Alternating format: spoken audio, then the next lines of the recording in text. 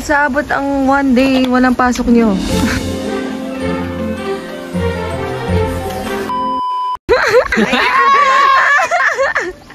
Sige, mag-vlog na tayo, guys. Asin tayo sa GSTS.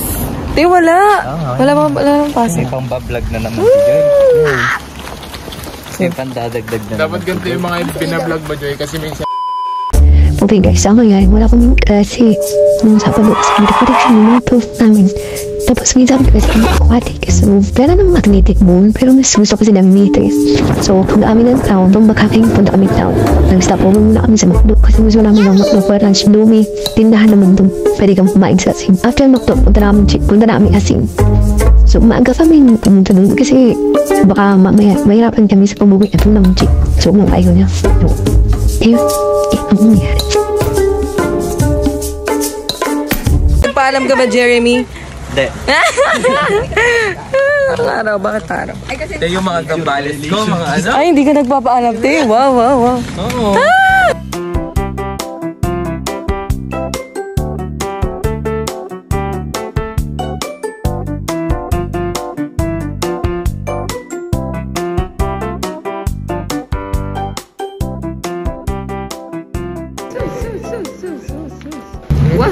Hindi ko talaga. Wow. Nag-mix yung ano. Eko. Swimming girl. Tara na, girl. Dali na. Gusto ko nang tumalon. Malalim ba? Ewan. Try natin yung mga malalalim. Let's go, guys.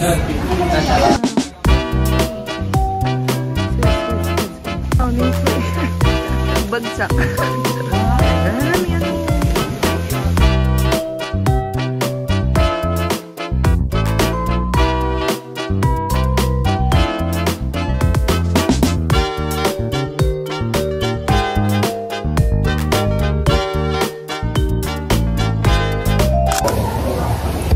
Bigyan natin sila ng door. Pikachu. Hindi, wait lang. Bibidyoan ko lang. Here, Charis. Sus!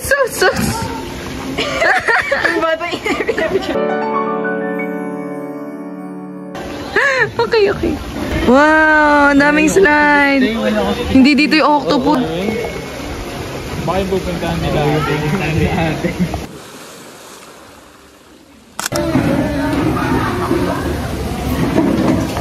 Yum! Hindi makatiis ng walang coke. Lamig. Uy! Ang lamig. Ano, yung malaki? Oo. Ganda-ganda. Saan yung ano mo dito? Yung nasa Resistant. dito yun? Yung pinagkatanda? Ba't may Hello guys, ngayon po ay against the light. Hello guys, ngayon po ay nandito po tayo sa asin. Tara na.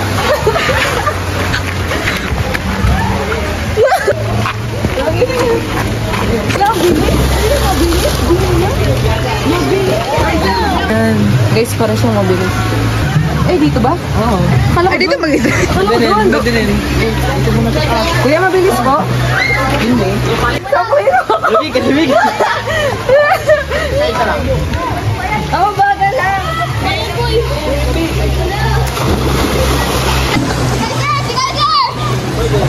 Hello, mabagal lang.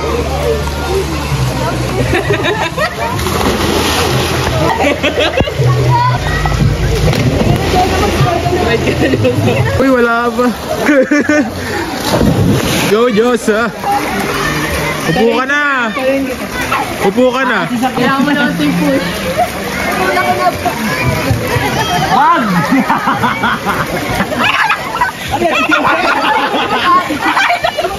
Diyosa, bibitaw ka na kasi. Bitaw na, Diyosa, hindi ako Last push. Dito ka na. Yan. Yay! Okay. Oh! No? Joy, catch. Ha? Catch, Joy. Balik mo na doon.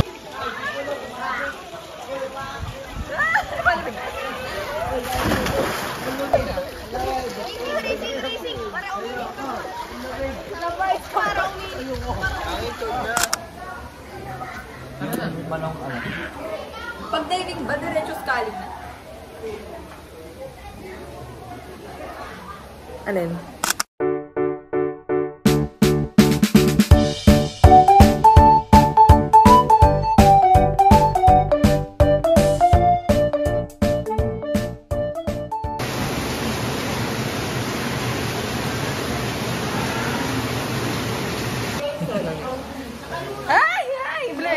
Blurdy. Lo. Wala na siya. Pero matigas pa rin siya. Ayun o. Makikita ba yan? Hello guys. Alin? Ano gagamitin kong sunscreen? Titingnan mo, taba. Hindi, every 2 hours. Ayan, gamitin mo.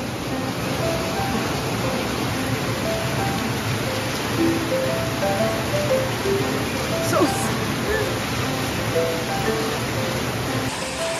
Guys, rinig. Ay!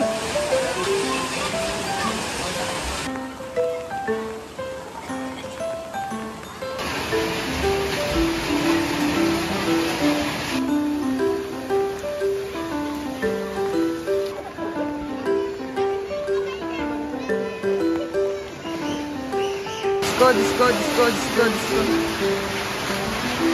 Girl, sasabak na po tayo sa problema sa Baguio. Transportation, yes, perfect. Bye, see you. Wow. Huh? Let's go, guys. Yan na. Yan tayo, guys. Ang dumi-dumi ng phone ko. The struggle in Baguio City and the transportation and the mountains and everywhere and the rain will go away. Disco. Yes, and the chickens. They're so noisy. Ay, naku. Disco. Ay, lonely chicken. Okay lang yan. Masasarap maging single. Uy! Ayaw na. Ano na? Hi. Uy, nakikita yung chunk ko. Wala, grabe. Okay, ibang nang taxi. Wala ka nang perang taxi ka pa. Jeep. Grab, girl. Diyos ko.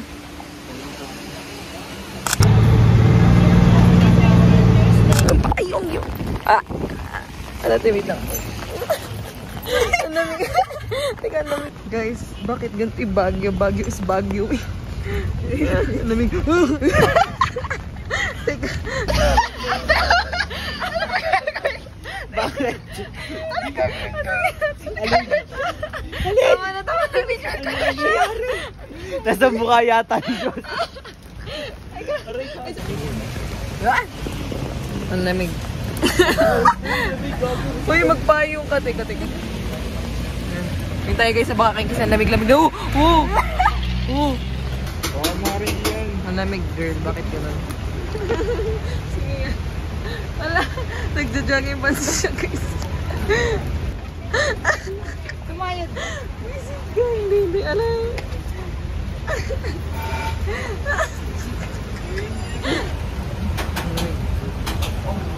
Ang lamig.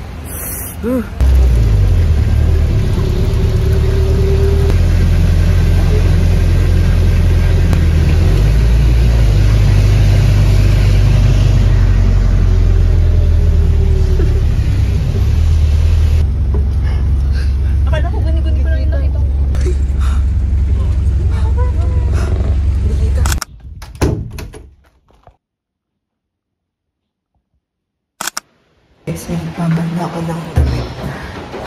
Naantok na ako pero nagugutom ako so nagluluto muna ako ng ulam. Mama.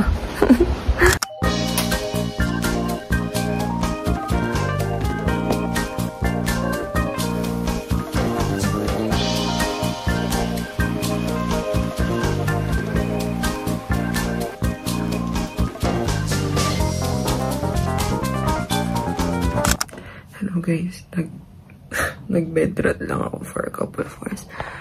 Bakit namumula pa rin yung mata ko? Maglalaba lang ako pamaya-maya. Tapos kakain ako ng dinner. Tapos bukas magbe-bedrest na lang din ako. Tapos siguro, sana magbasa ako, mag-aral. Lakas pa rin kasi ng ulan sa labas. Kaya, nakakatamad gumalaw. So, okay guys, sobrang bigla nito kasi wala pala akong segment na Woo with Joy na. So, ibalik natin yung segment natin na Woo with Joy. Today we will be, wala tong title or what, kasi sobrang bigla lang nito. From Matthew chapter 14 verse 30 to 31, it says, "But when he saw the wind, he was afraid, and beginning to sink, he cried out, 'Lord, save me.'" Verse 31, Jesus immediately reached out his hand and took hold of him, saying to him, "O you of little faith, why did you doubt?" So, a little context lang kasi today is Saturday and I have a major quiz ganyan. Tapos, yesterday I was at the church youth service Friday. I asked myself, bakit pa ako pumupunta pa dito sa youth service? Why do I still go to church despite the fact that I am busy with schoolworks? Parang ganun like. Kasi may quiz nga ako ngayon Saturday. Tapos, ang youth services is from 5:30 to 7. Tapos, magagaling pa ako sa town. Uwi pa akong bakakin. Pipili pa ako ng jeep. Sabihin natin mga around 8 na ako or before 9 na ako makakauwi dito sa bakakin kasi traffic kasi walang jeep, ganyan. So why do I still go to church? Why do we still go to church? And that hit me with this verse kasi I was doing my devotion last night. Kahapon pa lang Friday during classes, kinakabahan ako, Lord, atin ba ako ng church? Punta ba ako? Ganyan. But then I realized, kasi sabi ko, Lord, may quiz pa ako kinabukasan sa major ko sa accounting. What would I do? Anong gagawin ko? Ang dami nun, ganyan. And I was panicking and praying. I went to the bathroom nung habang nasa klase ko kasi ang klase ko is until 5:30. Went to the bathroom, I prayed, Lord, anong gagawin ko? Atin ba ako? And then, sabi ko, and then it just hit me na, yung youth service na yun, constant na. Ang hindi constant is yung mga quizzes na may ina-announce. So, I should have known. Parang ganyan. Parang ang point ko doon is, alam mo na every Friday may youth service ka. So, dapat, alam mo na i-balance yung oras mo from Monday to Saturday. Or to Sunday, if nag-aaral ako. Parang ganyan. Adi, ayun, punta akong church. Tapos, mag-isa lang kasi ako umattend. Nakauwi na nga ako before mga 8:30 na ako nakauwi, ganyan. Kasi alam mo guys, like, nag-stay pa talaga. Alam ko nagmamadali ako, pero, you know, like, the Holy Spirit was saying, stay ka pa, mag-huddle ka. Huddle is after the service, makikipag, socialize ka with the community, ganyan. Hiwalay kasi yung SLU, yung UP, yung UB, ganyan. Sumali pa ako sa SLU, pero saglit na lang ako kasi yun. So, pinita ako sa gym. May time pa talaga ako kumain ng shawarma rice, guys. I felt like, nakababa na akong session noon, 7:30. Punta akong Harrison, kumain pa akong shawarma rice. Kaupo lang ganyan sa burnout. Sabi ko, wow, this is so peaceful. Wow. Parang, ang tagal ko na. Ang tagal ko nung naglakad mag-isa sa session kasi lagi yung may kasama. And I felt like God is saying to me, this is peace. This is the peace that I am giving you for you are with me. Wow, sabi ko, Lord, di ba sa burnout may upuan na bench sa gilid? Papuntang Igorot Park, tapos makain ako ganyan na shawarma rice. I felt like God is really whispering me, this is the peace that you have with me. Because you have direct access to me. We have direct access to God. Like, how powerful it is to say, no, we have direct access to God. Because God truly loves us so much, diba? You feeling of doubt, worry, scared, happy, pray. Because you have direct access to God. How amazing it is to have direct access to God. Sabi ko, wow, Lord. We have direct access to God. We should keep that in mind. But for no matter what happens, we have direct access to God. Tapos naglakad na ako sa jeep. Tapos sabi ng mga friends ko, uy, hindi ko pa nakauwi. Umuwi ka ng gabi pa ganyan. So, umuwi na ako. I arrived here sa door mga 8:30 yata, something ganyan. Ayan guys, sa sobrang peaceful, natulog pa ako. Kumising na ako 9 p.m. Nag-lock in na ako. Yung airpods ko nakatodo na. Ready na lahat ng, ayun, nakakalap yung reviewer ko. Tapos yung phone ko, itong phone ko, nandun sa taas ng double tip. Sa pinakadulo, para hindi ko siya ma-reach kasi lock in talaga, sabi ko. And then, before studying, I wrote on my sticky note yung mga kinakurate. Pinag-pray ko, Lord, if there's this feeling of uncertainty, this doubt, this worriness that I am feeling, remove them. Substitute them with peace. Guide me with your strength and integrity to remember, to understand the lesson, and to answer the quiz questions tomorrow. Sabi. So I started praying, and the moment na talagang nagbasa ako, grabe, I was really on focus, on deep focus. Sabi ko, Lord, deep focus. And then, I stopped studying at 10:30. Tapos, I did my devotion that night before sleeping. Then, I came across this verse na. Tapos, nainig ko siya. Okay, kailangan ko to i-share. Ito yung lalakad si Lord sa water. Tapos, nakita yun nila Peter. Tapos, yung mga kasama nila sa boat. Tapos, sabi ni God, come. Sabi ni Jesus, come. Punta si Peter. Pero, nung nakita niyang yung wind, natakot siya. Sabi niya, Lord, save me. And then Jesus said, "Oh, you of little faith, why did you doubt?" And I was reminded at that night, why am I doubting God? It was like, ganon, it's like a slap on the face. Joy, why are you doubting God? it reminded me back sa peace na binigay sa akin ng Lord nung kumakain ako shawarma sa Borneo. That's the peace we have with God. So why are you doubting Him? Your plans are already secured. Your future is so beautiful. All you have to do is prioritize God. You prioritize Jesus. Kasi once you prioritize God, everything else follows. Yes, it's not a very beautiful paradise along the way. So once you make a choice to follow Jesus, there will be a lot of wind. Just like when Peter went out of that, when he went to the water, there will be a lot of wind coming to you. Storms, problems, trials, temptations. Everything will come to you. Pero God is questioning you. Why are you doubting? Why are you doubting His plans for you? Why are you doubting yourself? Why are you doubting Him? Why are you scared? Why are you worried? We have direct access to God. So when Jesus immediately reached out His hand, He's reaching out His hand to us. How powerful is that? Jesus is always reaching out His hand to us like this, and all we have to do is hold it firmly, that no matter how many storms come into our life, we remember that we have direct access to God, that He is with us, that He will never leave us, that God is with us, that He is there within you. So why are you so scared? So I was just reminded of that verse kasi parang in times right now, especially in college, is a different level. It's a different level of mental torture and everything. It's so hard to balance social life, spiritual life, academic life. But sometimes we tend to forget things na may sinasacrifice. Parang ano lang yan, sa major subjects, parang ganun. Nakafocus na ako sa major, talagang may sacrifice kang subjects. Kasi it's so hard. But I pray and I hope that when life gets tough, or even when life is easy, our priority is always God. Our number one priority should be God. I know there are a lot of ways for us to show our love for God. Hindi naman porket mahal mo si Lord, kailangan mo umattend ng church, youth service, every Sunday Mass, perfect attendance. No. One thing that you could really do is to improve your relationship with Him. So, right now, what are you doing to improve your relationship with God? You don't need to attend everything, every masses, every services on churches. No, you don't have to do that. Just read your Bible and build your relationship with God. But just remember na you have direct access to God. He is your peace. Your future is secured. So, why are you still doubting? So, yun lang muna guys. Feeling ko sobrang haba na naman ito. But, see you, yun lang. Sana mapagpatuloy ko itong every week may video. Tapos may bow with you. So, see you guys next week. I hope that you are blessed. You learned something. You got reminded of something. Just continue your walk with God, your journey. You'll be fine. I tell you, you will be fine. Thank you. Bye-bye.